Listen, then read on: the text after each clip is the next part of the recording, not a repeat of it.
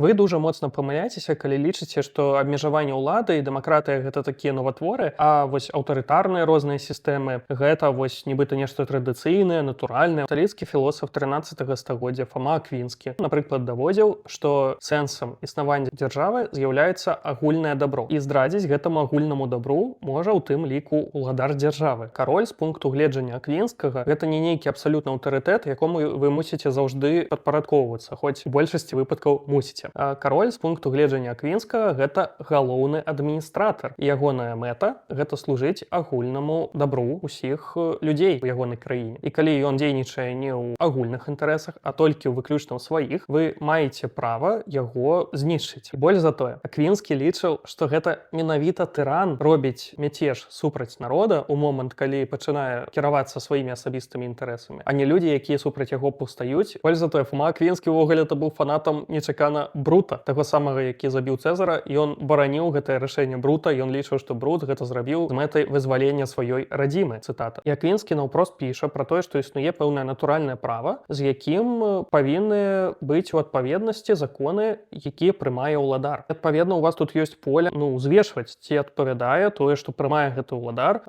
натуральнаму праву. Аквінскі ён прыводзіў там шмат фактараў, які вы павінны ўлічваць, калі лічыце, што маеце права падняцца супраць тырана. І вы ведаеце, Аквінскі гэта не нейкі адшэльнік, якога ніхто не ведаў, не чытаў. Гэта дужа ўплывовы чалавек свайго часу. Ён працаваў у Парыжскім універсітэце. Ягоныя ідэі, яны ў каноне каталіцкай царквы. Літаральна вы знойдзеце, калі будзеце чытаць сацыяльную дактрыну каталіцкай царквы, усе тыя ж сцвярджэнні, якія абапіраюцца на Аквінскага, што паўстанне супраць уладара, гэта нармальна. Нават у сярэднявеччы ў 13 стагоддзі, калі жыў Фома Аквінскі, гэта не былі нейкія дзікунскія ідэі, якія ён высоўваў. Гэта было агульна прынята. У чалавека, які з'яўляецца ўладаром, гэта перш за ўсё абавязак. І абавязак агульныя інтарэсы бараніць грамадства. Гэта не значыць, што ідэя Аквінскага яна адпавядае нашаму бачанню таго, як мусіць працаваць дэмакратыя, бо, напрыклад, натуральнае права з пункту гледжання Фомы Аквінскага гэта ў тым ліку паліць еретыкоў там. Але гэта таксама ўключае, напрыклад, волю для ўсіх падданых караля развіваць свае таленты, ажыццяўляць свае жыццёвыя шляхі, як яны хочуць. Пэўная воля. В той жа час аўтарытарныя, таталітарныя сістэмы, яны адмаўляюць існаванне нейкага натуральнага права, яны проста сябе лічаць адлюстраваннем народа наўпрост.